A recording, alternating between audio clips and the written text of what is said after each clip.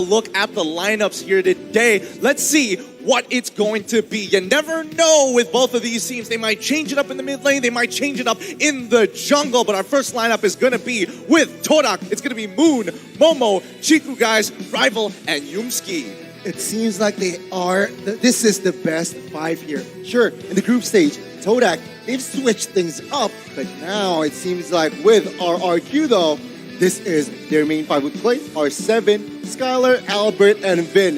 With this team in M4, they are unbeatable. Destined to happen. Let's jump right on in as the drafting is just about to begin. Let's hear it. Show your support. Show your love in this best of 5. It's Todak versus RRQ Hoshi. And immediately we are seeing the first bans come through. The Joy, the Wamon as anticipated. Kaja coming in from RRQ, however. Yeah, when you ban away characters like that with Kaja, it shows they want to play something, maybe Claude, right? Because they want to make sure their marksman, the hyper carry, is protected. Here we go. We got Carry being banned away, already Carry and 1-1, so not too many good goal lanes left. Actually, Beatrix and Claude can be considered. But at the same time, if you pick up those characters, you have also considered the counter-picking lane. It's very interesting, right? Because RRQ data has shown that RRQ likes that carry, but they realize they are second pick, so they will not gamble that carry and say, we don't have the first pick, let's just ban that carry. But for their last ban, Glue, also very, very popular hero in M4. I'm so happy. The more games I don't see Glue, the more excited I am for the M series. It's just an absolute monster in its own lane, respectively. But let's not forget that Todak actually has a drafting strategy here. Every single time they purposely leave Eve up, Valentina gets locked in. I wonder if RRQ are prepared for that. I mean, I actually don't know. We'll have to find out exactly what RQ has cooked up or prepared for us today. At this point on the draft, we still have Valentina, Framus, Eve being available to be first picked. Now, if you don't ban any of this character, you can pick up, maybe take away if you take away the Valentina and the enemy pick Framus, you can take Eve to counter. Even Framus now is not first priority because Eve straight up counters Framus. That's a really good point here. But overall, Framus doesn't have the highest win rate here at the M series. We've seen it a couple of times during the group stages, and I don't know, I don't feel like it has as much impact as it did before. But speaking of which, the fact that Carry is gone, the fact that Valentina is gone, it feels like Eve, first pick as expected, already on the board for Todak. Absolutely, Eve being taken away here. Now, for the set of RQ, they can just pick away. Oh, the Hilda! Take the game to Todak here today. Very, very interesting. Right off the bat, they're probably expecting some assassin type of playstyle coming out from Todak today. I can see just the ever slight smile coming out of Chiku's face there. There has been a little bit of adoption of strategies like we saw in yesterday's matches, especially when it goes on for a long series. You start to see the teams slowly integrate with each other. I guess RRQ just replicate Todak's gameplay and play style and say, all right, you pick up the game, let me pick up the Hilda, the Malaysian style. I mean, Hawk also played Hilda multiple times, but in response, Hayabusa and Popokun Koopa has been picked up. They're saying, all right, we don't care you have 2 tanky fighters. I'm going to pick up Hayabusa. Why? Because Albert is also very strong in that Hayabusa. Taking it away, and to that, they have the Popo and Koopa. Oh man, is this like a statement piece? Like, I don't care what you do, I'm playing my game whether you like it or not. Yeah, it's like a pick for ban, number 1. Number 2, like exactly to your point. They're really confident with the character that they can maneuver. Popo and Koopa is making a debut in the entire M4 series today. And we got Fanny being taken out by RQ. You can hear the crowd just go wild for that Fanny to be played by Albert right here. This is a really, really aggressive coming from RQ. See, this is very interesting because right now we've seen how aggressive the teams can be yesterday from Echo and Team Hawk. Like, just diving into the enemy backline. This is what RQ is preparing today as well. Fanny, Yuzhong, Hilda, we don't really see the EXP lane being picked so early. But not today. They just want to dive into their backline no matter what. Look, I'm just happy the fact that I get to see Albert play Fanny, because usually it's not even on the table in MPLID, right? And fun fact, it's Albert's birthday today, so we are going to open with Fanny from the birthday boy himself. And let's see, will it work? Because what they're saying is, Hayabusa, all right, you got the assassin, let me play my assassin. And for the second phase, it's quite clear. Lapu Lapu and Claude going to be banned out. Personally, I don't know, but is this too much of a gift for Albert on his birthday to get the Fanny in such a high-stakes series?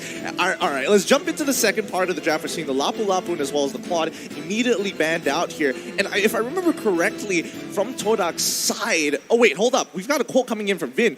Having the most games played in the M series, he's got 55, and this is going to be his 56th game on the world stage. Wow, speaking of veteran players, they know the game from inside and out. Win being one of the best roam players out there in the entire series. So I want to see what Win is going to set up for us with engages. Because when you have a full dive with Hilda, Win's going to be a nuisance in the entire Todak's jungle. Especially Todak actually picked into that. Even after Hilda being taken out, they decided to go with Hayabusa. It's a little bit of questionable, leaving Lapu being banned away. Obviously Lapu can do really, really well against Zhongyin lane. So in this scenario, I mean, at this point, what do you think RRQ is going to pick up next? Are they going to even pick up a marksman? Honestly, I think they might hold the marksman off for now. I do feel Kadita might be, becoming a little hotter now. The fact that, you're up against Eve, and at the very least, Popo and Koopa, if you're able to close that distance, you can almost guarantee the kill. Yeah, they need magical burst, so Kadita makes sense. And there you go, just right on cue, Kadita will be picked up. Now, I do want to add that Fanny has a lot of targets, right? He can target the Hayabusa, he can also target the Popo, and of course that Eve is very vulnerable, very juicy target. Now, to close out the drafts here, what are you thinking, Assassin Dave? They need someone that can peel for them.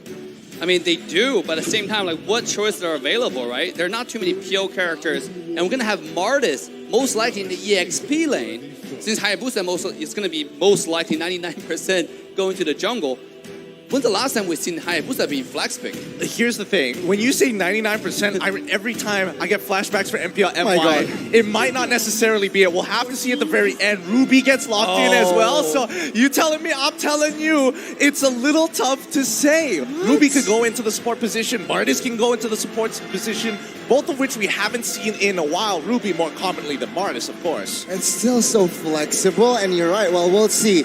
Will it pay off? Will it be pulled off here for our first game now? Last hero here for RRQ. They have magical burst, they have the physical. What else do they need? They need someone that can be the backlines, Beatrix. All right, of course. Right. Walk me through this gold lane matchup. What should we expect pre-level 4 and beyond after? I mean, Popo and Koopa is a character we don't really see much in the scrim practice before M4. But coming in Popo in the lane, I expect to play really aggressive because it does have to talk to buy you every so often. And Beatrix actually need a little bit of scaling now because of the iteration nerfs in the previous patches. It does feel a little bit bad that, Wesker doesn't hurt as much, so you can just take up over one or two shots once you get your first item. But, things have changed. Imagine Popo and Koopa combined with the real world manipulation from Yi. It's going to be an easy turn for Todak to take RRQ. They need an answer with this strat, for this strat.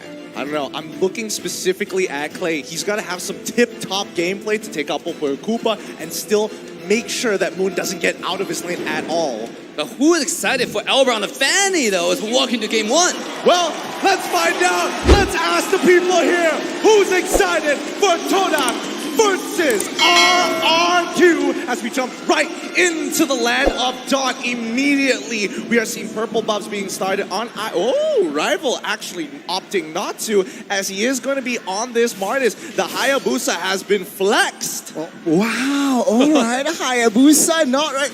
What the heck is going on? Chiku guys on the Hayabusa in the gold lane with that high and dry and executes.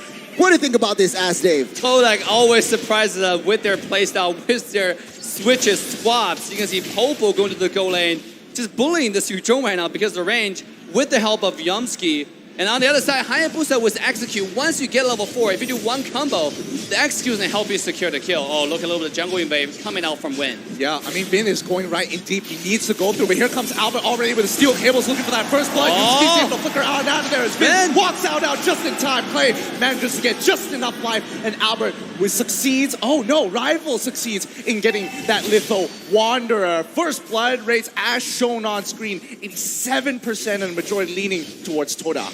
It shows, right, that RRQ, we know RRQ as a very aggressive team, but Todak in M4, it's actually them who has a 87% first blood rate. So that speaks volume while Todak responding, yeah, you want to play early game? Let me play early game. Let's see though.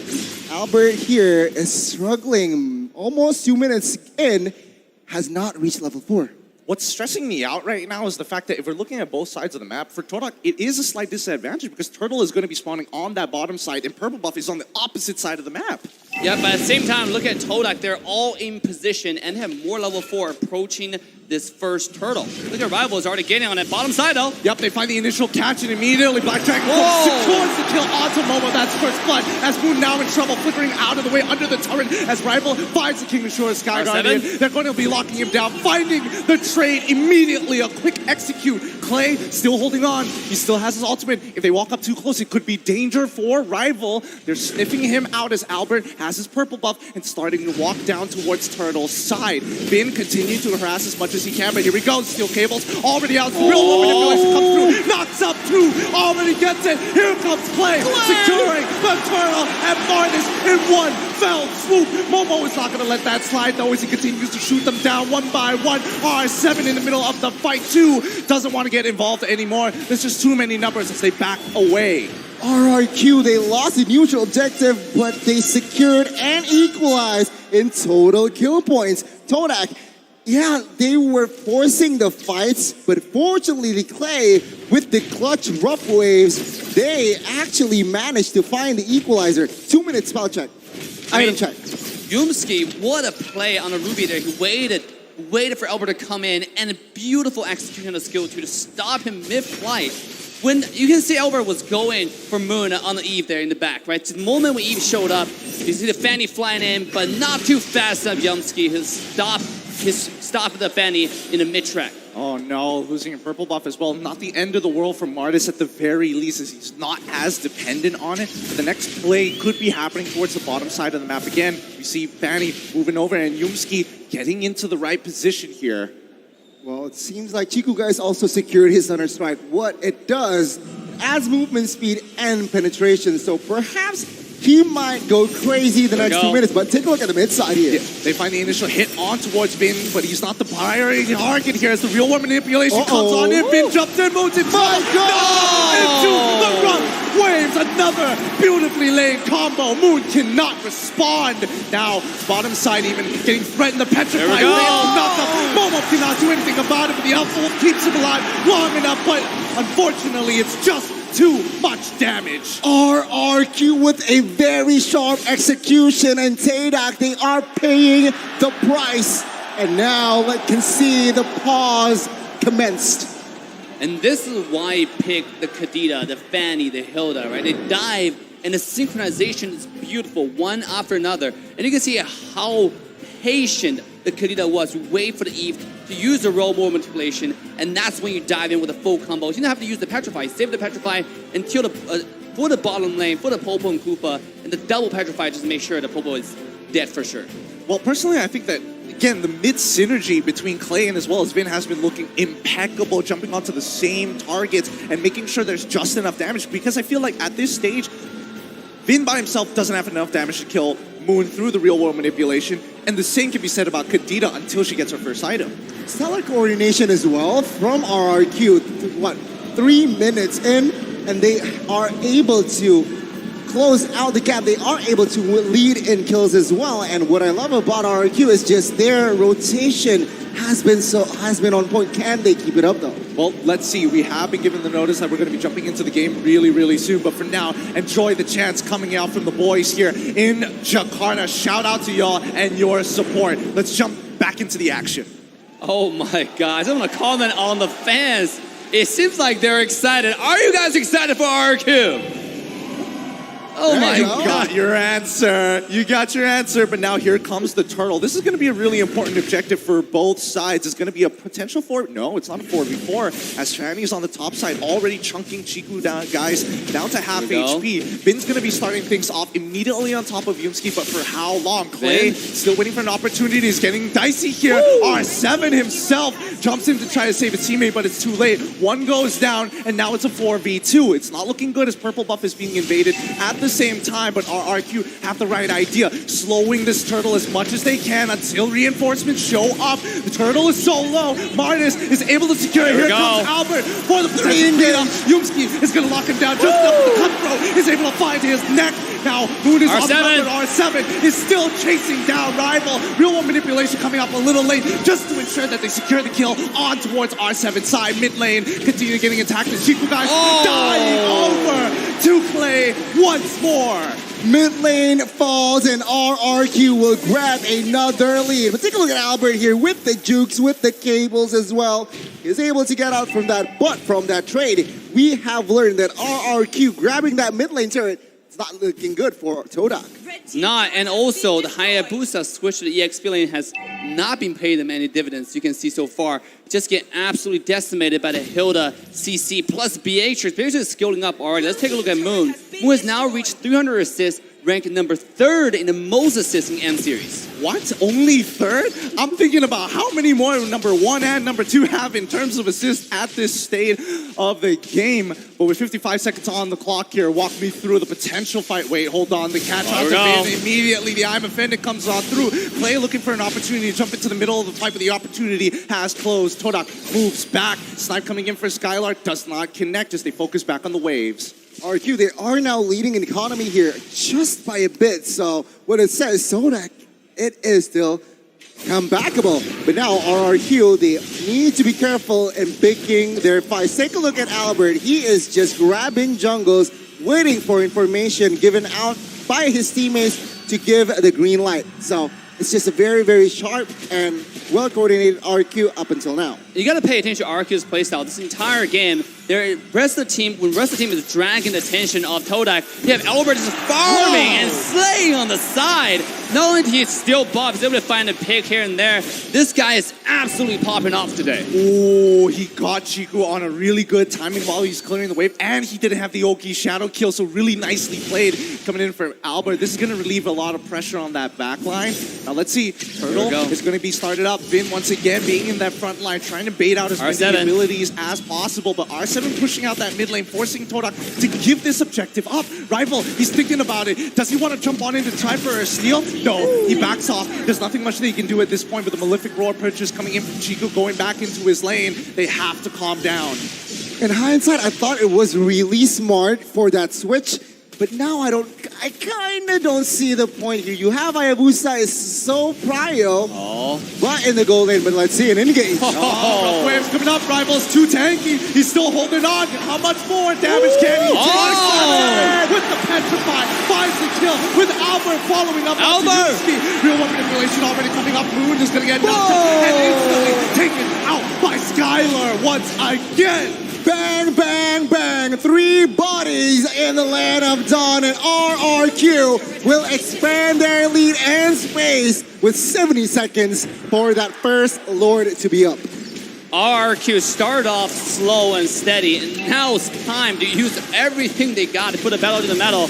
What a beautiful, beautiful execution there. Just one after another, chin CC to the death. I mean, you got to be worried about Todak at this point, because RRQ, when they skill later into the game, they only have more damage on to the Beatrix from Skylar, right? This guy's going to be one-shotting the Martis. Like, especially after you finish a 3-core item, the DHS, the Corrosion Size, the Golden Staff, it's going to be insane. It's going to be a little too much indeed. Like, look at that. Yumski just eating it. He's too low. He's got to back off for now, but with this 4.4k lead coming in from RRQ, they've been against this matchup against Todak multiple times. They know their habits, their even dirty little secrets. This is what I feel like. I'm not sure, but take a look at top side with the Petrify. Chiku guys, with that shadow, no, quad shadow, can still escape. But I do want to touch on, the composition from Todak, they lack peel.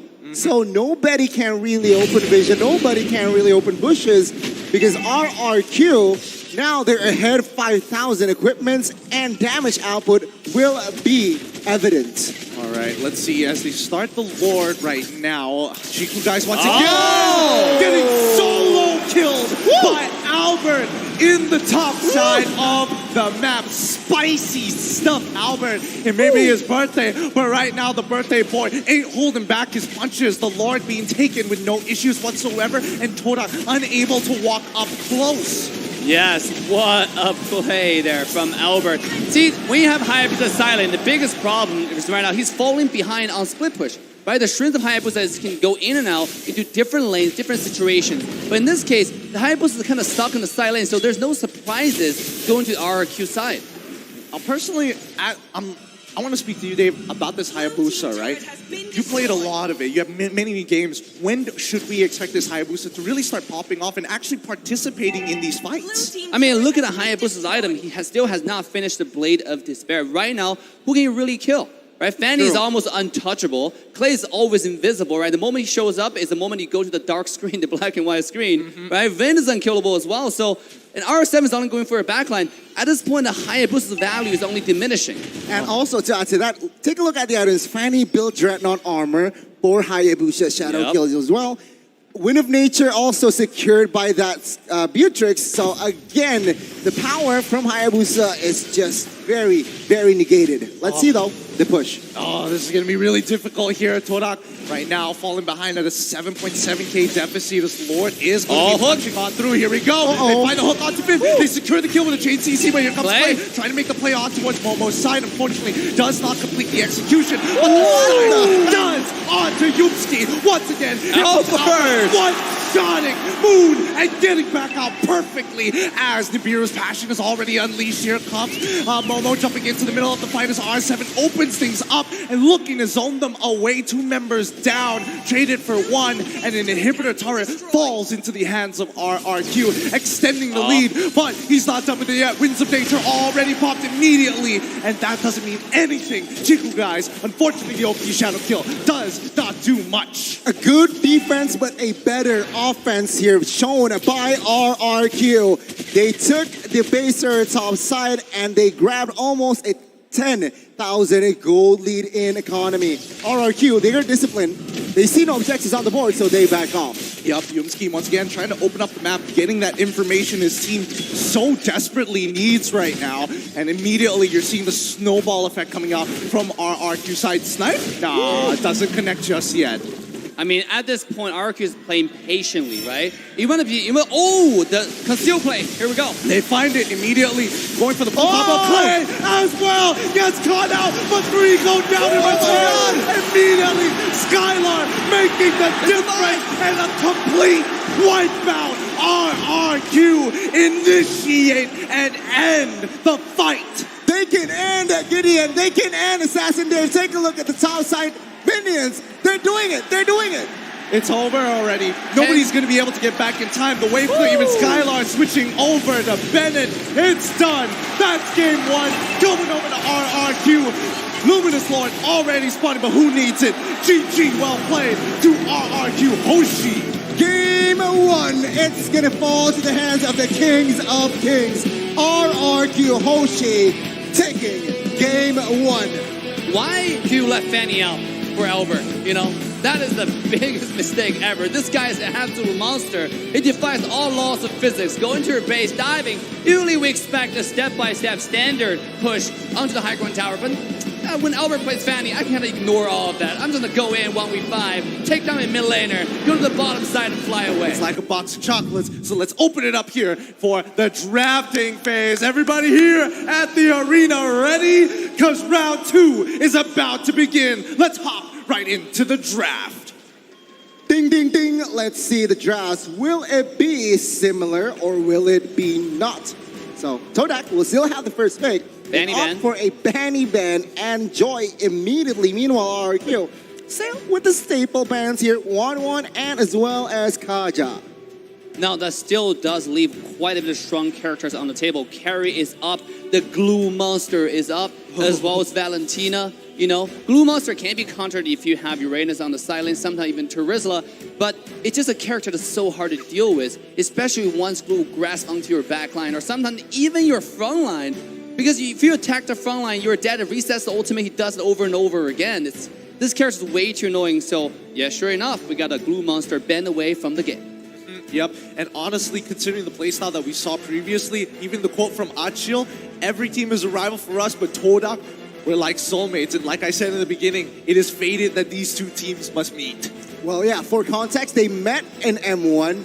Actually, they met in M2, but in M3, yeah, they meet again. And as per the history, Todak has never won the match against RRQ. Yeah, it's, again, that's why they're like soulmates. They keep beating each other, and each time Todak tries, RRQ proves to be superior. Finally, we're seeing the carry getting banned out here in the first phase. As we go on to our very first pick, do we see the Valentina coming up from Gina, from the Malaysian squad? Or it could still be the Eve, though. Yeah, maybe still be the Eve, because Eve is so versatile and so strong in the early game. Once you have the Eve, you can solo clear wave and also just harass and poke the enemy lane. We frequently see good Eve players in the mid lane zoning the opposition mid lane away. You know, sometimes we usually see that in the goal lane, right? The marksman violence. But in the mid lane with Eve, you can actually do something similar, especially when you have a tank that can zone the enemy mid lane away. You can try to poke them so they don't get experience. And if that opposition mid lane doesn't get to level 4 by the first turtle, that's a huge plus for your team. I agree with you, but it seems like it is neither the Eve nor the Valentina. It is going to be the Yu Zong. Now, I got to ask you, Gideon, is this Yu Zong a flex pick? Oh, look, hey man, yeah, I love to be the one to be like, yes, I'm usually the one that's confident about these things, but hey, I'm just going to hold my mouth shut for just a couple of seconds until I get some confirmation, because even I'm not sure yet. Once again, Hilda and as well as Eve this time around going to be locked in for the side of RRQ. It does feel that Todak has kind of changed their direction in the draft, not just playing for themselves, but looking to counter draft especially when they're on blue side, which is rather strange. You would expect that from red. Yeah, I mean, RRQ at this point, though, definitely looking to play even more aggressive. You do not need to ask them to play aggressive. They're fighting aggression with aggression here. You don't pick, you kind of tell the direction Todak want to go with this game. They want to dive into your backline. They want to play really, really strong, really powerful in the early game.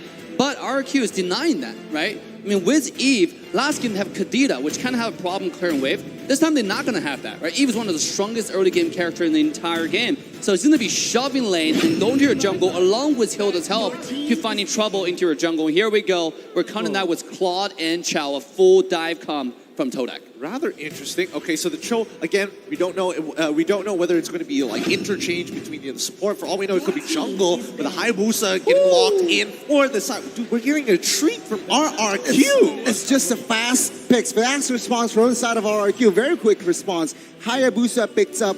He does not care, even though it has the Cho and the Claude, but it seems like Albert is still very much confident. Now, I do want to add that they picked up the Hilda just so Albert can pick up an assassin. They are trying to deny Todak to pick up that Hilda because it seems like, again, their game plan is to give Albert the assassins. Look, that sounds like a really solid plan, because I was thinking that, hey, it's Albert's birthday, but he's making me feel like it's our birthday watching with his gameplay. Yes, absolutely. The assassin one game after another. Just a very good show to watch, because I gotta tell you, I gotta be honest, you know, watching so many tanks in the meta in the jungle, it gave me a little bit tiresome, exhausted sometimes, right? I know, same. Having a different flavor of ice cream, the assassin back to the meta is just absolutely awesome to watch. And here comes the ban, the Valentina. They're also gonna ban away character like Lilia or even Farsa, you know, just to make sure that Clay have more room to maneuver.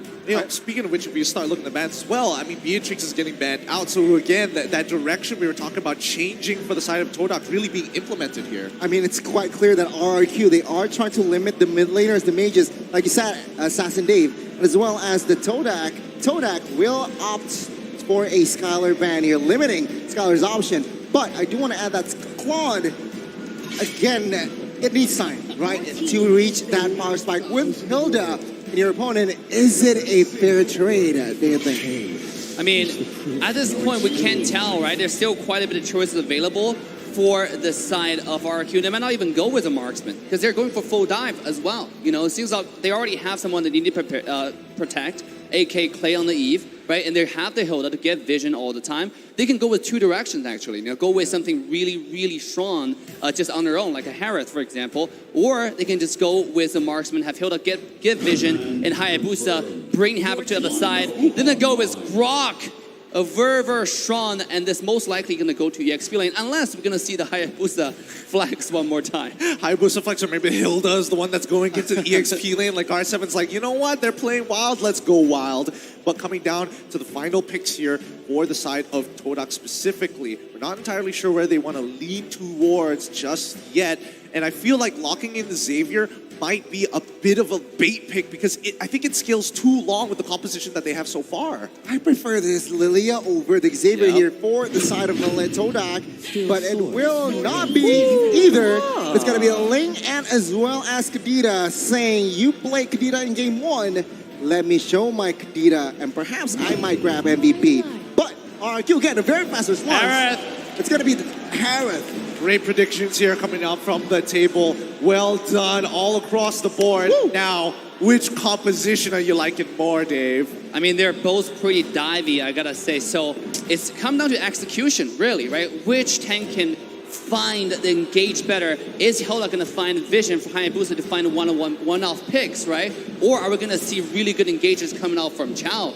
It's up to the teams, up to the execution. I think the draft, both draft looks beautiful. They're both dives, and they both have very little room for mistakes. If Eve get caught off, it's over. At the same time, if Claude get caught off, it's kind of over. So both sides, they have to play careful, they have to play tight, and I'm excited for this match. Well, let's see whether this is going to truly be a draft. If the best of the best have made it up and towards the upper brackets, and Todak, unfortunately, a score down, but they're looking to turn it all around here to even it up against the Kingdom. So let's jump into the land of Dawn once again for game number 2. Will RRQ find another point, or will Todak equalize in game 2?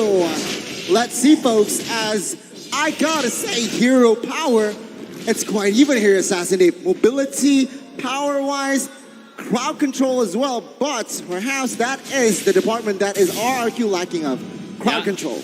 Yeah, look at the mid lane though. Already, Chao and Kadita playing aggressive onto Clay to dominate the mid lane. But Vin was already asserting dominance into Todak's jungle. He was 1 versus 3 early on into the blue side, getting vision on Lean. Knowing Lean started blue, but gonna move towards the bottom side. Gonna give a little bit of warning to Harris to play more careful. You can see Harris is hugging the tower.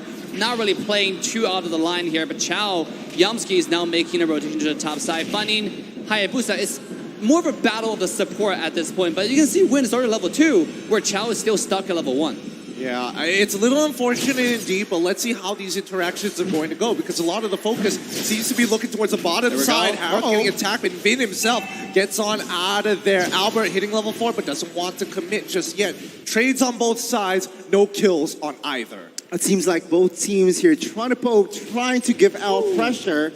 And for now, Momo needs to be very careful here. Albert is already on standby. Will he commit to this? I mean, this is a tower dive right here, right? Albert coming in. Oh, maybe he should just go for the go crab.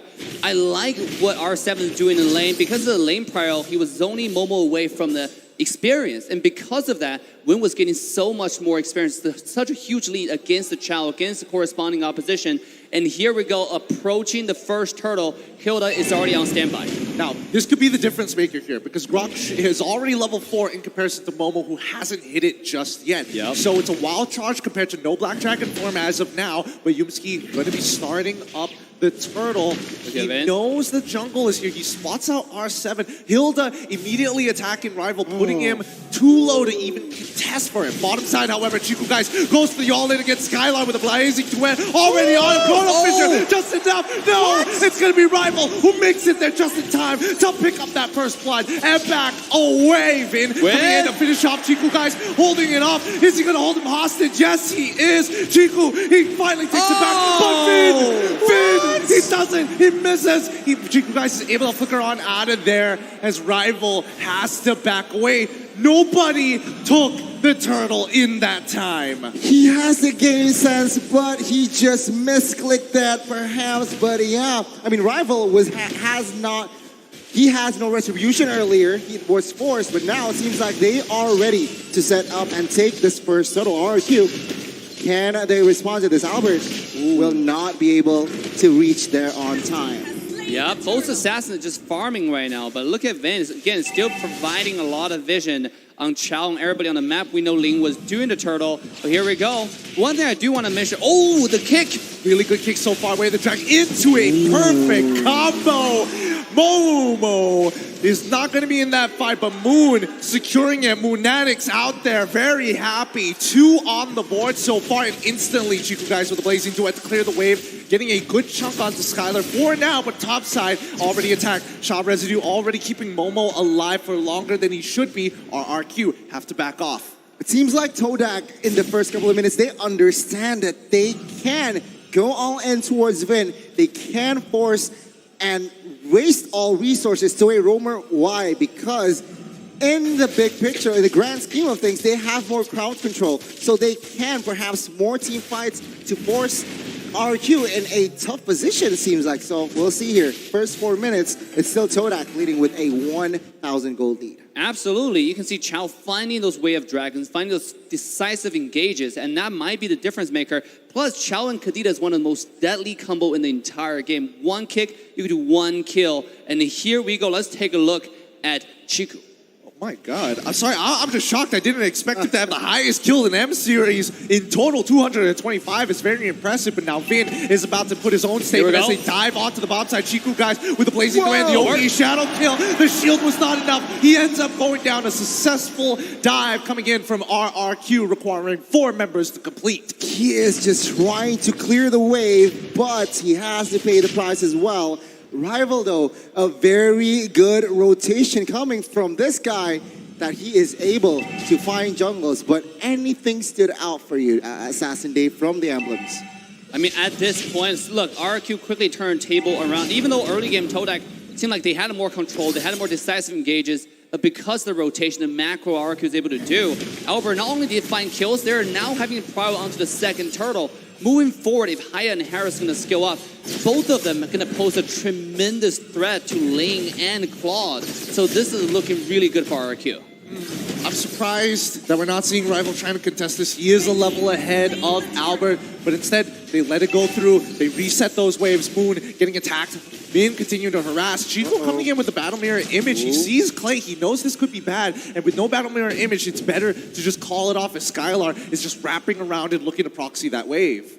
It seems like, again, from the items here, Claude has not reached his power spike just yet. Yep. DHS only Golden Staff is on its way, but after that, I expect Todak to be more active, to find more pickoffs. But take a look at that. Way of Dragon does not really connect. And do remember that Clay is on a flicker, not on a purify. That's a good point. Vin continuing to harass you guys. R7 wants in the wild charge as well as Guardian's Barrier doesn't connect. And All Moon finds his kill. R7 goes down as Vin is now on the run. Skylar with the Chrono Dash just finds his kill on towards Yumski. And now Momo is here to clean up. Vin will be the first to fall to the Shaw Residue as he jumps on top of Clay, securing the knockup. This might be the second kill as well. Backtrack Tail is able to connect. And now onto Skylar. Momo, do you want to go for a third? He says, nah, I'll wait next time Chrono Fisher comes on through, but now that you've walked right into me, Shaw Residue is going to proc once again. But look at topside. Despite all that has happened, topside finally getting the push.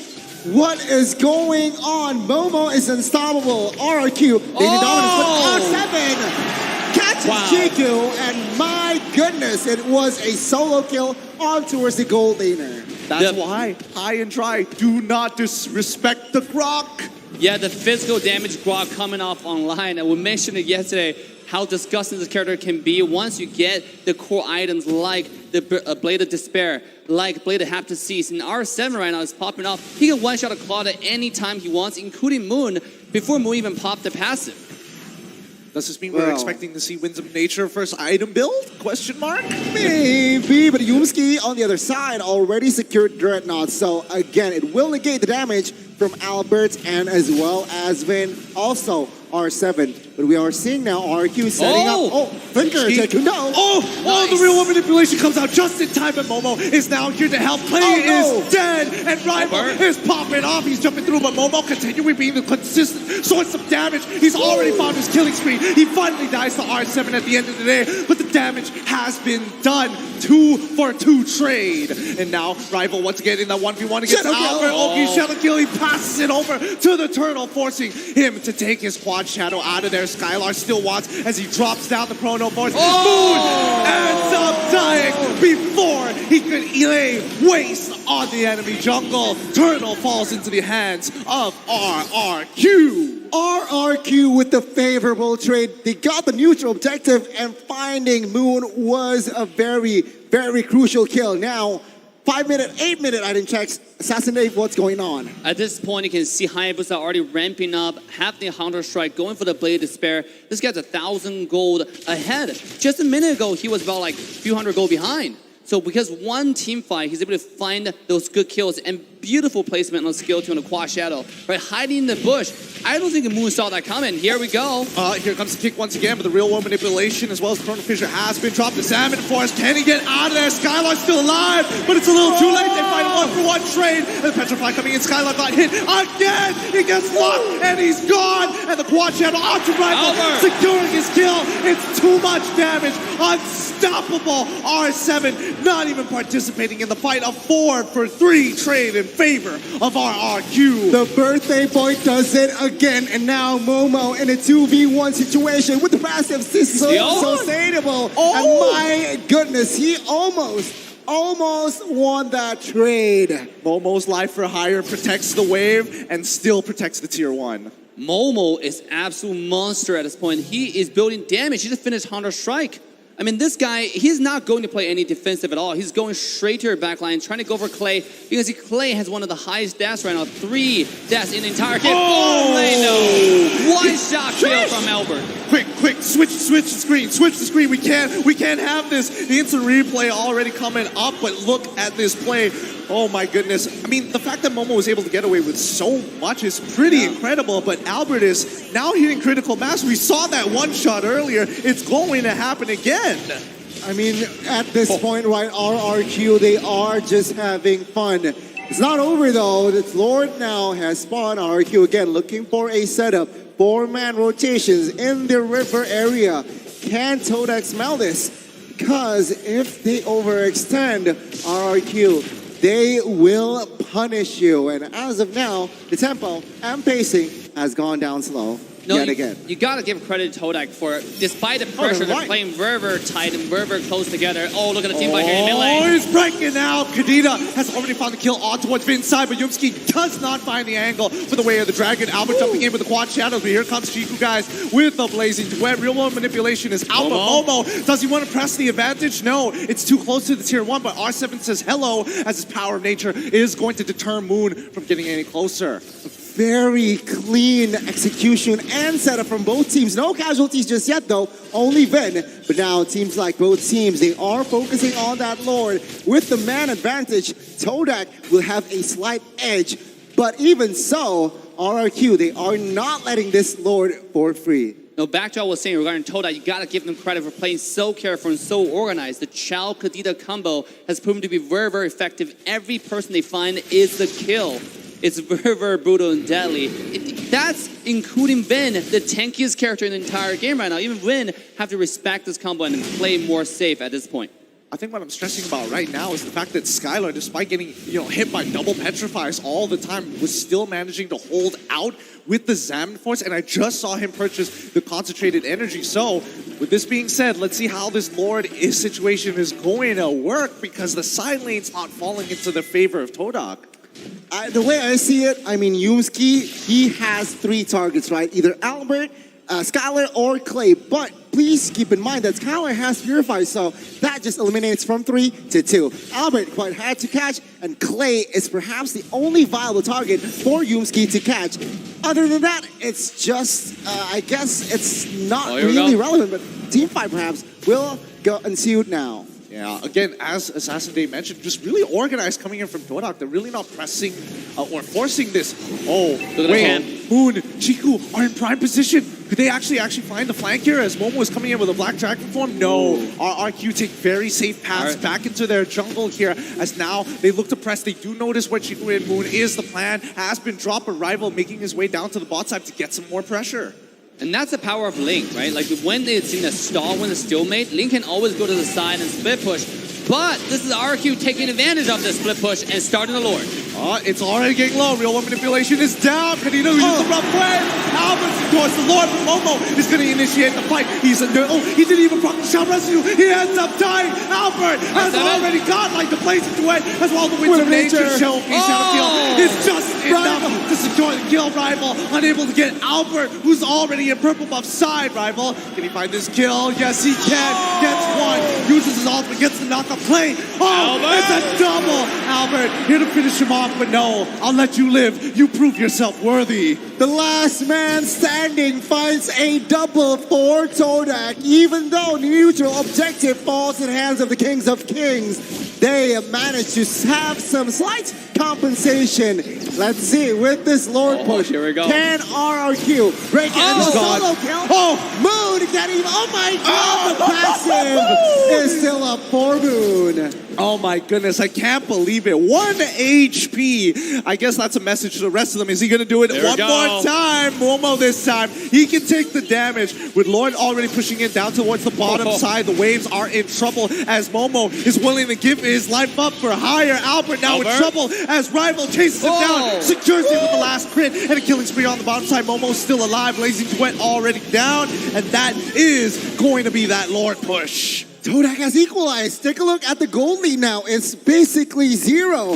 And RRQ, they have the advantage space-wise, but economy is just a balanced game. Assassin Dave, what do you think? Just now is more of the game for the team by RRQ to lose because, I mean, the Hayabusa really play a little bit too aggressive, right? Using every single skill possible just to force out Momo's skill, Momo's ultimate, when no teammates is nearby. So Ling really just take advantage of that, got him low, and forced the ultimate off and finish off the kill. That turned everything around because then his teammate found himself alone, easy double kill, go to the pocket of Todak. Let's take a look at items and farms.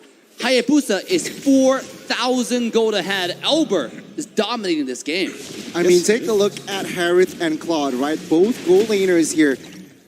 Claude building Athena as well, so he has some respect towards Harith, towards Eve as well. On the other side, it's just full attack for the Harith. I mean, this has been a dead even game for quite some time. I don't know whether it's the Malaysian staple to really drag this game out against the Indonesians so far, or even the Filipinos. But looking at the Lord advantage, unfortunately, they ended up losing a bit of gold here overall because of the deaths they gave over. But now Moon in trouble. Vin having plenty of damage here, but he's going to be using the rough waves to gain his health back up. Is it enough? No! He does get his health back! And Rival even committing onto Skylar. 2 ultimates down and Moon already dead. The mid lane in trouble. Oh my god! 7! What a wild charge! And now Momo turns it around. Get his team out of there. We need to reset. No casualties except Moon. He has to pay the price while the Lord now is up. RRQ understands this. 5v4. Will they commit to this? Todak will not give this freely. Let's see the execution. We're Dragon. Yep, they already used Way of the Dragon to find one. Albert already jumping into the Yoki Shadow kill. Momo's in trouble. He's already gone. Savage Force pop. And that's even Yoki in the backline. Vin may be dead, but it's a little too late. Can Rival pull this through after his immortality? Blazing Duet finds only one? No! It's too late! The damage has been done. A 3-for-2 trade in favor of RRQ. RRQ, they won that war, but at what cost? They will not be able to find the Lord in time. And Todak, with that play, Challenge Force popped. Oh, Skylar? He's dead. Oh, he just soloed Chiku. That's... What the heck?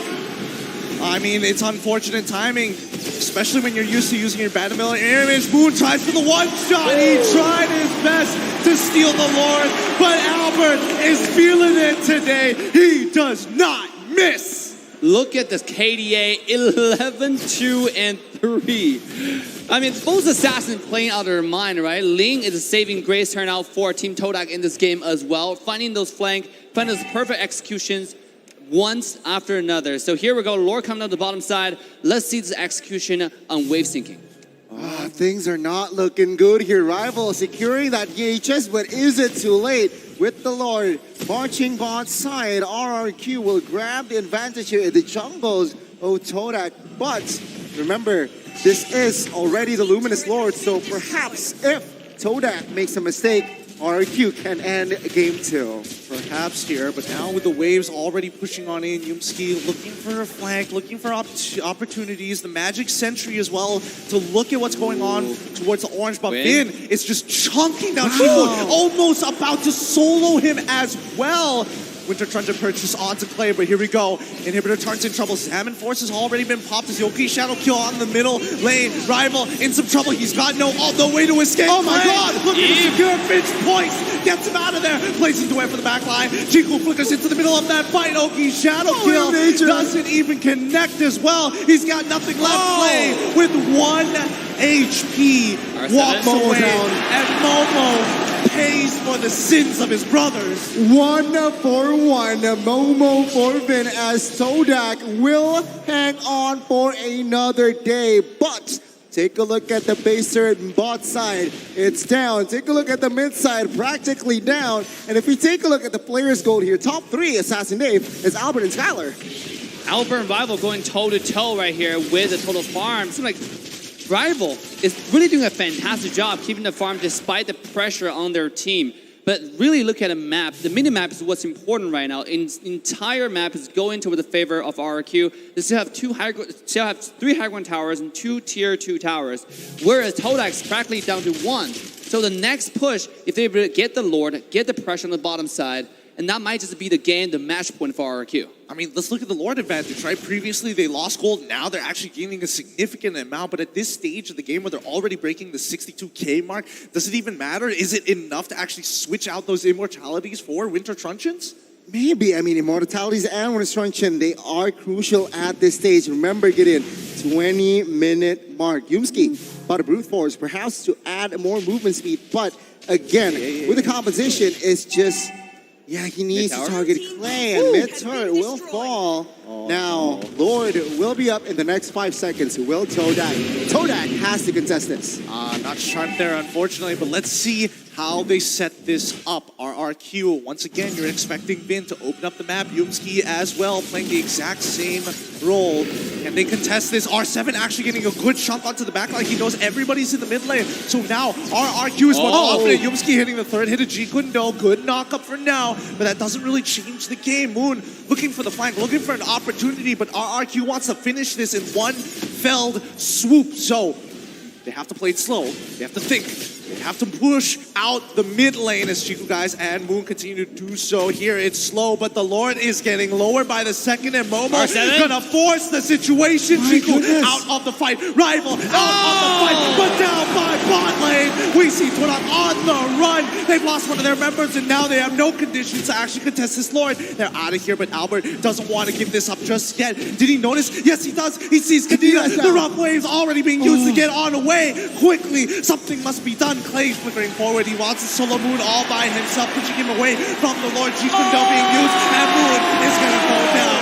2 for 1 trade so far, but Momo trying his best to protect him. Yumski should be able to die, but the Blazing Duet comes out to no avail. Skylar still holding on with the Salmon Force, and that is going to be it. Another slowly but surely, one more falls, trading evenly 2 for 2. Chiku's still alive. The Kings of Kings, they had shown their statement here in Game 2. With the Lord now in their hands, they are looking for an end. Todak with just 3-4 men now defending. Can they defend this one? Get in. Things are looking bleak for the Malaysians. Let's see. They're going to force the initiation again with the Salmon Force already being popped out. Blazing Duet is coming out through. He's getting chunked. Link already with the ultimate real one manipulation. Comes late to catch on 3. Momo still with the Child Rescue holding on just strong enough. But the Lord is on its way, and the members are low. Skylar can't get back into this. Do they just let go? Now with 5 men, with the Lord now, let's see. 6v5, RRQ. R7 in the middle of it all while their carry has just gotten out of there. Skylar's not there. Albert is going to do it by himself. Shot residue proc. What with the shit? already with the quad shadows. He's out of there. Okay, Shadow Kill gets spreads out way too much with the wave. Nothing RRQ can do, but they've got all the inhibitor turrets, all the gold. Todak, they can breathe for another 5 minutes. It seems like. Mlbb, what can you read? I mean, at this point, Todak is pulling a fantastic defense, actually. Losing when proven to be the crucial element for RRQ, not able to end the game right there. But again, with all 3 lanes, high ground tower being taken down, the entire base of Todak's vulnerable. RRQ, what they can simply do is just sink in the wave in unison, have all 3 super wave crash into the base at the same time, and try it one more time. Because at this point, Hilda is gonna be very, very tanky in the front, right? He's not really afraid of the one-shot combo coming from the Chow, coming from the Kadita anymore. And you can see everybody, let's see how many immortality we have on both sides. It seems like Rival has it on Team Todak. We also have Chow has it as well. There's 2 immortality versus 1 immortality come from RRQ. This is actually pretty risky for tower dive. Yeah, I mean, what also pops out in my eyes is Grok, R7, building 2 BODs and also respecting with the magic power for Moon. He builds also that Athena. Now, it's just a matter of patience here. Get in. R7. Well, I don't think anything's going to happen. I think it's too risky to die now. It's like 24 minutes. Your death timer is like almost a 70 minute at this point.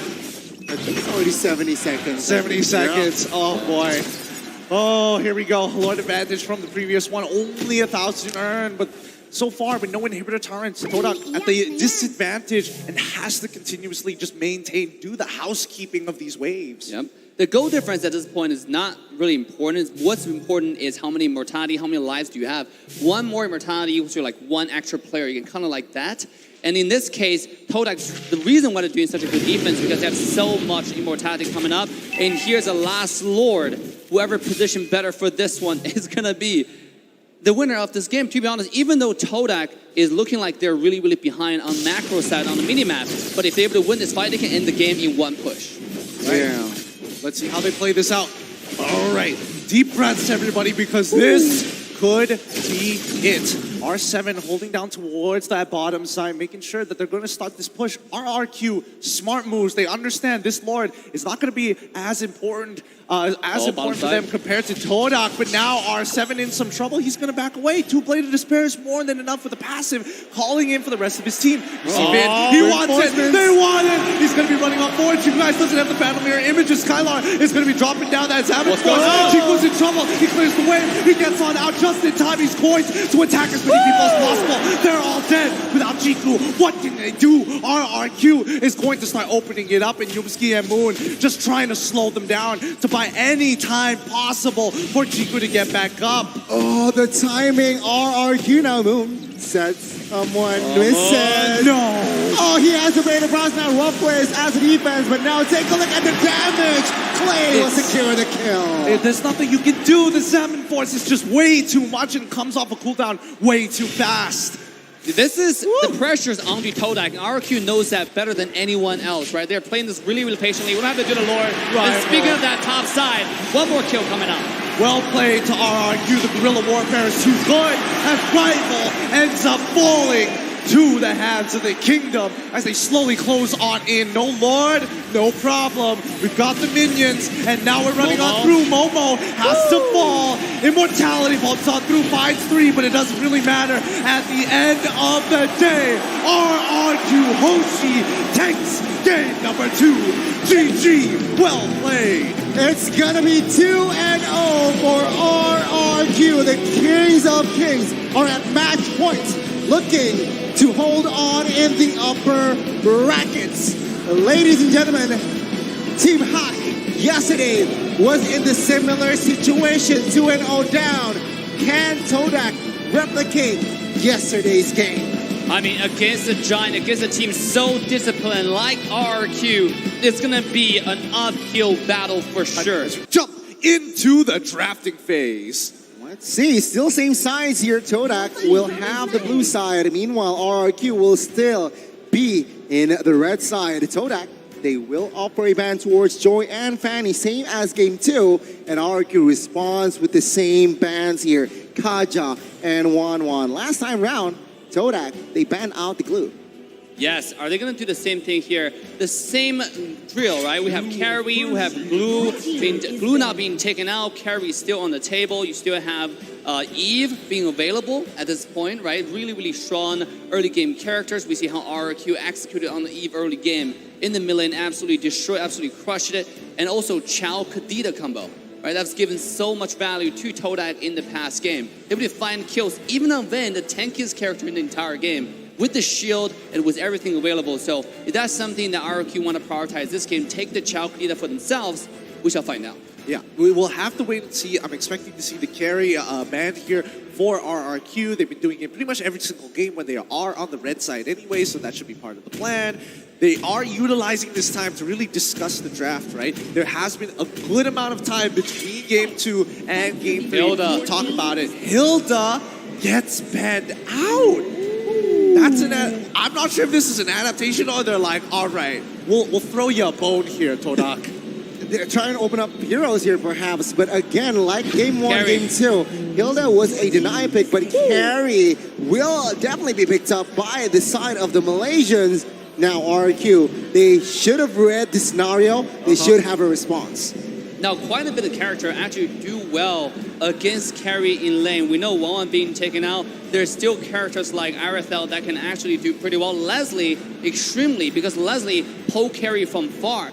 But Leslie is not a prio character, so that can be something RRQ take out much later. In the early stages, still going to prioritize that Eve, and also the Yuzhong, the most popular pick in this best of 5 series. Yep, absolutely. Yuzhong has been picked up whenever they can, whether it's today or even the group stages.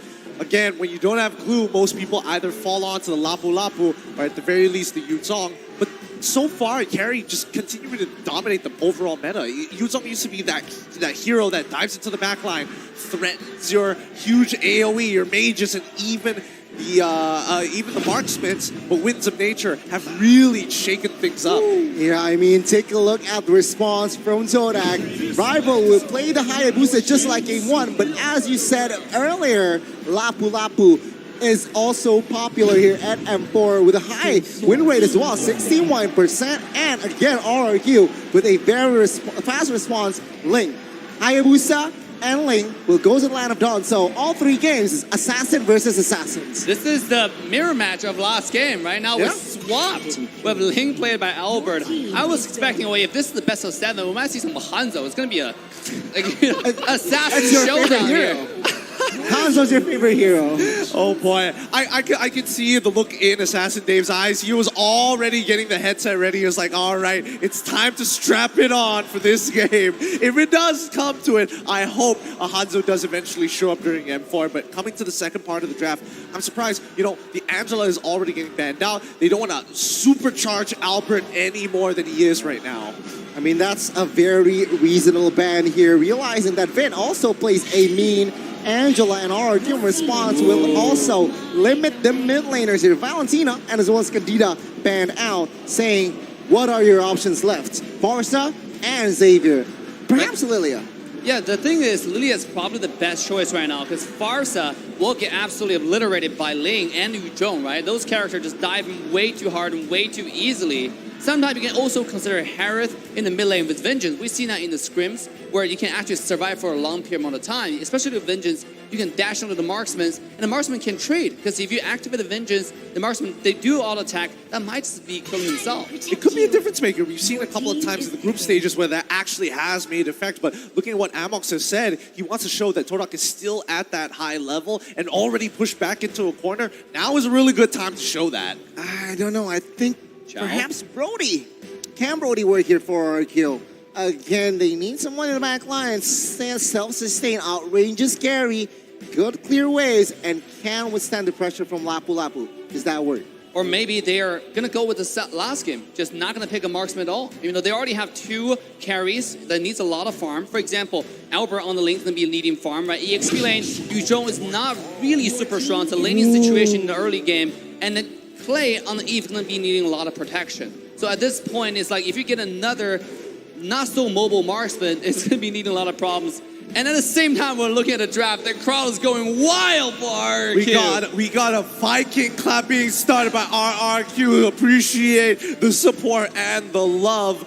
But now, with Kufra already locked in, we are seeing some signature picks coming out from everybody here at Todak. They need some answers right now. What support are they looking for? They can go for the Cho, something a little bit to dodge around the CC while still finding those picks. But for all we know, even a Franco could be a difference maker. A Ruby as well. There's so many options. Okay, yeah, it will not be Ruby. It will not be the Chow. Farsa as well, Chow as well. It's going to be Lilia and as well as Grog. Now, the way I see it, very fast clear here. Lilia, fast clear, aided by Grog. It's going to be a fast rotation coming from the Todak side.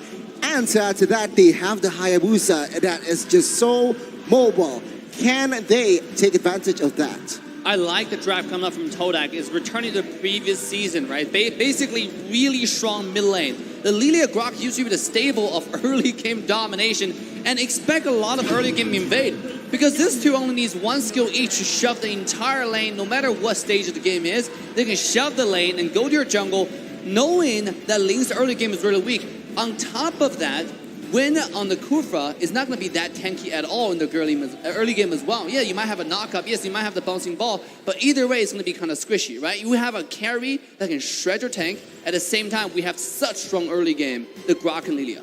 Absolutely. And I think that, oh boy, I personally think that when we're looking at the comps, there's so much all-ins that need to happen from both sides. Like the Kufra forces your opponents to all-in you, and if Kufra goes in, everybody has to jump in at the same time. There's no backing out. It is all commitment. The only people who can technically, quote-unquote, retreat from the battle is Melissa and the Assassins. Those are the only three. So we'll have to see here, ladies and gentlemen. In case you missed it, it is now 2-0 for RRQ. Match points. Let's see. Can Todak find a win as we enter the Land of Dawn? It's time. Match point for RRQ as we load into the Land of Dawn. And the battle will begin as Todak fight to stay in the upper brackets. Let's get it, boys and girls, ladies and gentlemen. Match point once again for RRQ. Now, pathing. Albert will start in the purple buff, but Rival will start in the orange buff. Now, the rotation, they will meet top side. Look at Grok actually starting off, checking his own jungle a little bit, right? Not really going to the mid lane, just going for the standard wave block. On the bottom side, R7 again asserting dominance over Momo, just showing that I can rotate earlier, I can rotate faster, I can open up the map just a little bit better. And Wen and Yomsky just in the mid lane trading love with each other. Very, very nice. Really nice, peaceful early game. By the way, this game very differently from previous matches. Previous matches we've seen, both teams like to play really aggressive, full dive calm. But this game, even though we have Ling, the Kufra, the Yuzhong coming on from RRQ, but you still have the Eve and Beatrix. A little bit standard 5-on-5 team fight. Absolutely. And I think, wait, Vin, is he going to find the catch? It's just onto Yumski. He's got the power of nature, so he's not too worried about it overall. But I will say that, these lane matches, I feel like RRQ can technically force priority if they want to. It's not like they're completely out of options, right, Gani? Yeah, I mean, they have to, at least, I guess, wait level 4 minimum, right? I mean, Kufra, the Eve as well, but top bot side here, this might be where the action will start, 2v2, but I guess Ling will not commit to bot side just yet.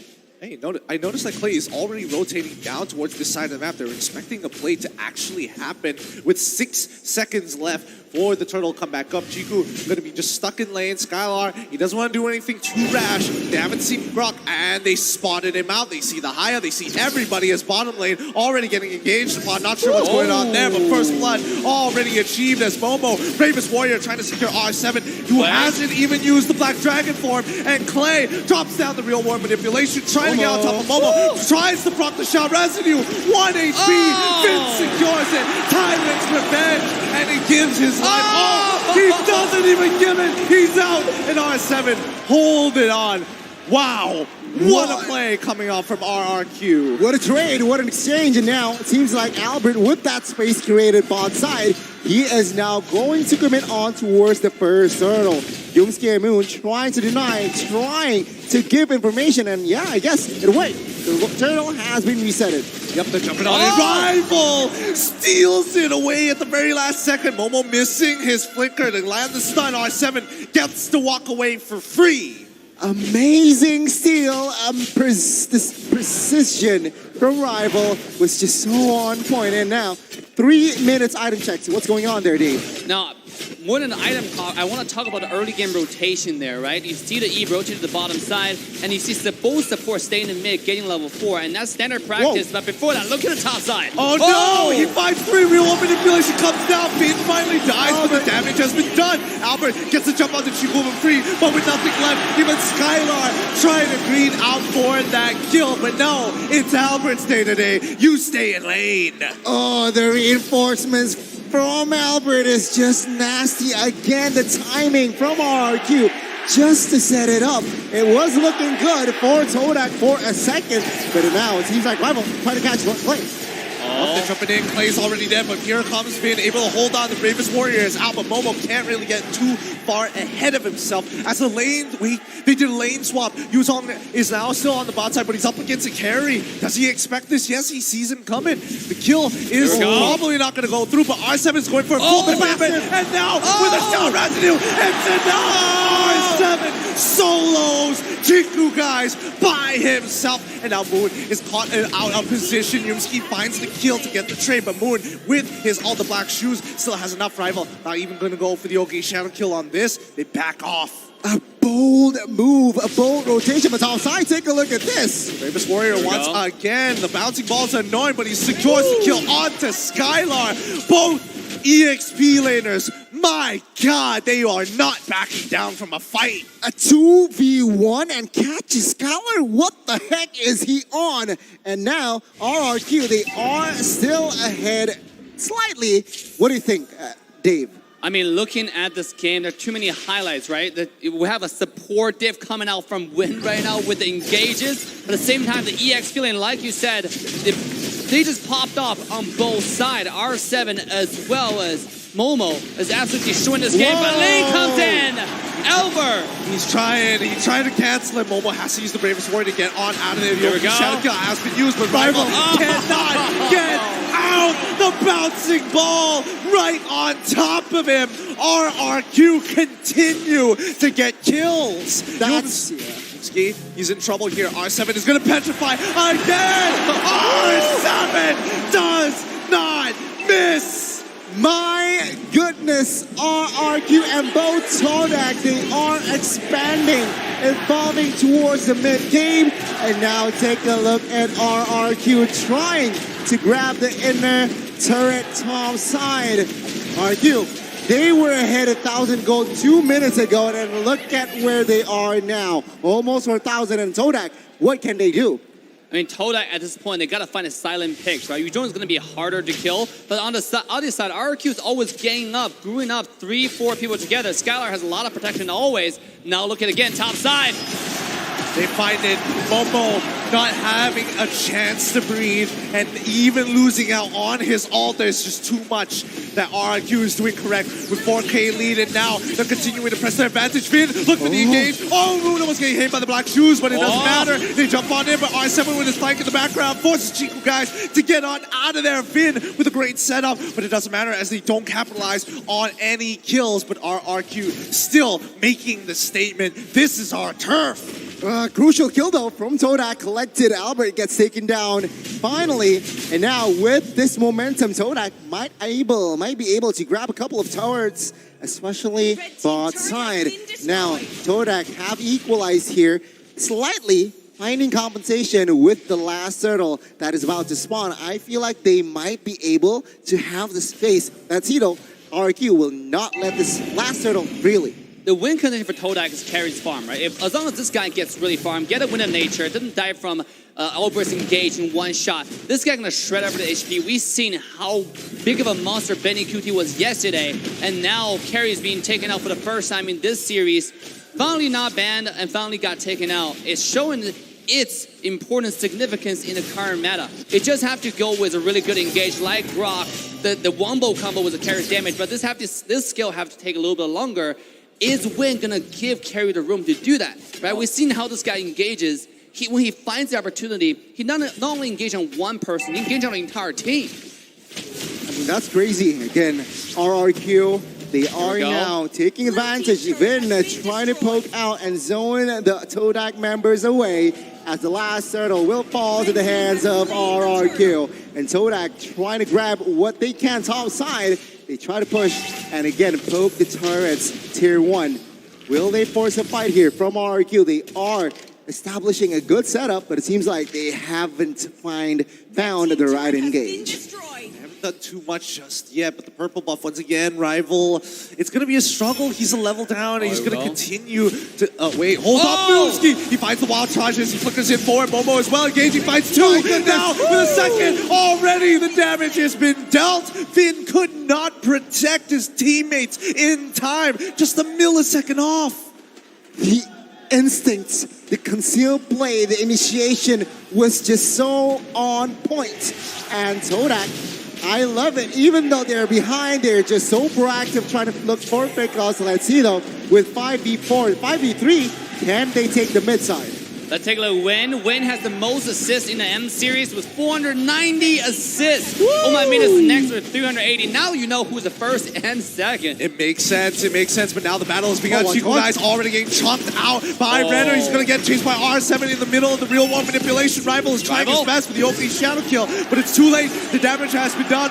Moon cannot escape it. RRQ find a beautiful fight by the purple buff. And it was a slight over commitment move from the side of Todak. They want the purple buff. They force themselves onto it. A good execution, but a better defense. RRQ saved their resource for the right timing, and Rival and Moon went down, and that is more than enough for RRQ to establish a better setup for this next Lord, the first Lord. Just to play the devil's advocate here, even though when you're behind, we've seen when a team is behind like 5,000 gold, if they're able to find those decisive engages, they can always turn it around, especially with number advantage. You saw the Grok with a concealed mask play on the bottom side of the wild charge. I feel like what Todak need to do right now is find more of those plays, catch Clay and Scholar. That might be the opening window for them to have a comeback, have a chance in this game. But at the same time, again, it comes down to which tank finds a more decisive engages. Is Wen gonna give them the chance? We shall find out in this lore fight. Well, let's see. As they set themselves up this time, RRQ is going to back off as they focus on pushing out those waves, making sure that Todak reveal themselves before they commit to anything else. Yeah, I mean, both roamers, you're right, Assassin Dave. Both roamers has a similar jobs here. Trying to find the right engage, trying to find the right target as well, and that's not easy. Well, positioning-wise, RRQ, Clay and Scholar, they need to be in right in the back, right? Probably with no vision and whatnot, but let's see here, this setup. Todak, they're ready for a plank? Flank, perhaps? I mean, just look at the movement from RRQ. They're just going from bush to bush, slowly wrapping around. They're realizing that Todak may be on the top side of the map. And notice, even Todak members, right? They don't want to waste too much time. Momo has to clear that bottom wave, and now it is about to begin. This is the moment that they've been waiting for here. Yuzong waiting in Pixel Brush down on the bottom side of the map, but RRQ is going to slowly chip this away. Can they find the angle? Finn, he sees the Hayabusa. He's not going to be able to get in the middle of this, and that means RRQ secure the Lord without any contestation at all. Great read from RRQ. Todak a little bit late to the party there, a little bit, again, hesitating to just face check, to find vision, and that, I feel like that's the roamer's fault, but item check, what's going on there? They're missing the ferocity they had before with the Grok engages, right? With the mask play. I feel like they need to do that more decisively. Here we go, the mask. Oh no, the black shoes is already popped. Moon is running in the middle of the fight to try and support Yumski. And yes, it works out. Momo finds the space that they were looking for. And that's the pickoff that they were looking for. Real nice, especially when you're from behind. I mean, you gotta trust the carry damage at this point. That's why the mask play with Grok is so important. And that's why also Kaja Chow works so well with carry. Because you grab somebody, you initiate on somebody, that person is gone. Right? With Grok the same way, you just have to play decisive with your ultimate. And you've seen that twice now from Todak. Can it pull it off again? Here comes a Lord defense. We're waiting for the mask, I guess, from Yumski. I mean, especially Carry just picked up his DHS. The damage is going to be nasty, especially on towards R7 and Vin. The tank units from RRQ will just be melted down by Chico, guys. Combined with, like you said, with the wild charge, with the, 1.5 stun, that's just nasty, and it's going to be a secure kill. But bot side, Albert poking her around towards Momo, not finding the right ultimate, not finding the right skills perhaps, so he does not commit. Now, it's just a reset. waiting for the next Lord. Still though, RRQ leading with the map control and as well here as we go. autonomy. Let's see. Oh, the conceal play on Matt. this side. Yumski spots them out, and now he's trying to get on out of there. No power of nature. He's locked in for death. RRQ take away the spearhead of Todak. He was in a no man's land and punished immediately by RRQ. 5v4, Albert. Spot CQ. Oh, Albert forced to use his ult pretty early on, but you guys in trouble. Has Oh to my figure out God. out of there before the real world manipulation R7. gets him. R7 looking to cut him off at the intersection. He's locked, petrified, and dead. RRQ continue to put wounds. Moon is trying his best to trade against R7, but really doesn't matter. Sidesteps the Renner's apathy, and now ends up dying to Skylar as well. Momo now in trouble, jumping in for the sins of his brother, has to go in, all in. Hayabusa at the back line. Unfortunately, RNG is not his favorite. The shadow kill does not connect enough. RRQ have won on every single front, and now it is just the price that Todak has to pay. Rival, now you see him, now you don't. And it seems like Albert with this episode played, he will not be able to catch him just yet, as the base here topside will definitely fall. But man, RRQ stepping on the gas, and just one by one, Todak gets demolished. The decisive party always eat the food, right? You have to go there and get in line early, and that's what Win did. The mass play coming out from RRQ was beautiful. At this point, Skylar is online as well. The SMG damage with the items is absolutely insane. You saw how fast Grok just disappeared from the map. Now the Lord being taken out for RRQ. This is their game to lose at this point. The end is nigh here, boys and girls. The end is nigh. With a 6.7k lead for RRQ, looking to continue to dominate even the items. It is starting to be very clear that RRQ is in the driver's seat. Oof, with Haas Claws on a Beatrix, so extra life steal. Perhaps Skylar would want that. But take a look at carry. I mean, main core items and perhaps last defense immortal. If they are able to defend this one, which I'm quite sure they are still able to, realizing that they have the Lilia and carry, RRQ, they need to think and just pick their battles.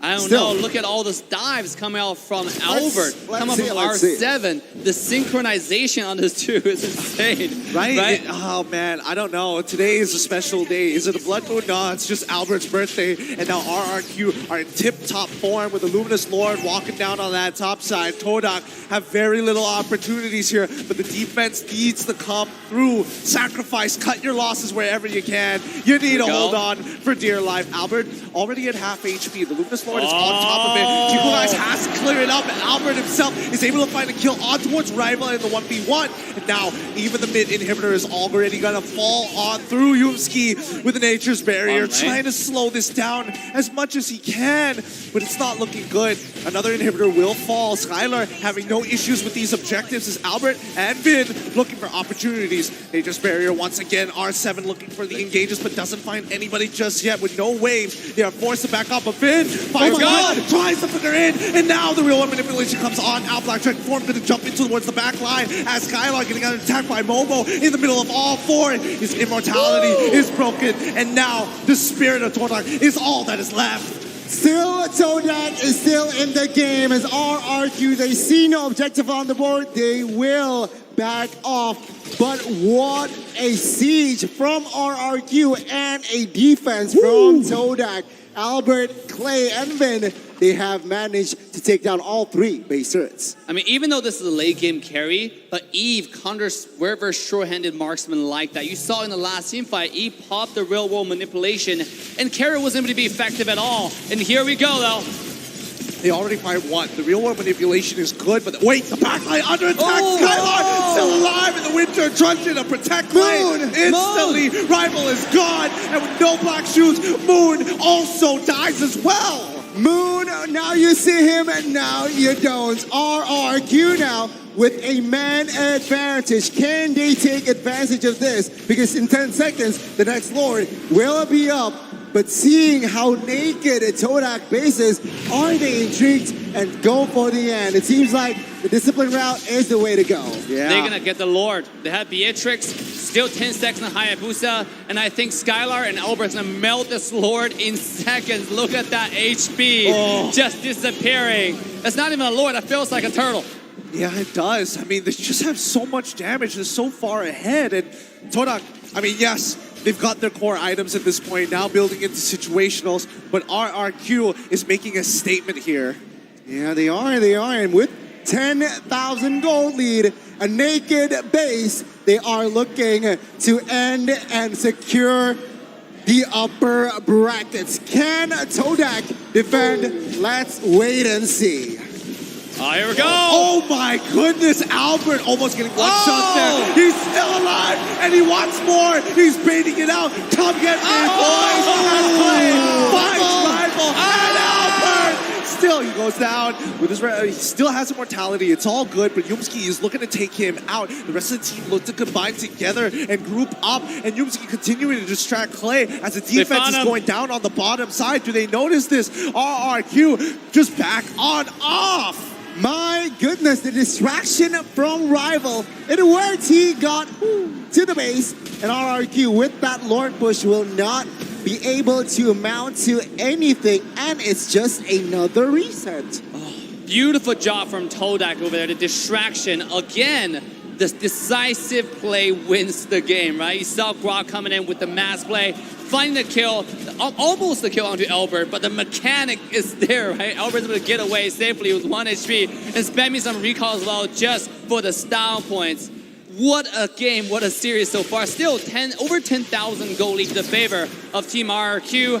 They either have to wait for the next Lord to play safe, or they can sink the wave and try for their chances. But let's take a look at this fight right here. Wait, did he spot him out earlier? Yumski's now in trouble, forcing the flicker on out. The initiator, the spearhead, is going to fall with the backline, getting attacked. R7 in the middle of that fight, but Rifle is trying his best. He's using the Oki Shadow kill, takes him out. Vid getting on top of Chiku, guys. There's real world manipulation already down, but the backline is Momo with the bravest warrior. Cannot clean it up.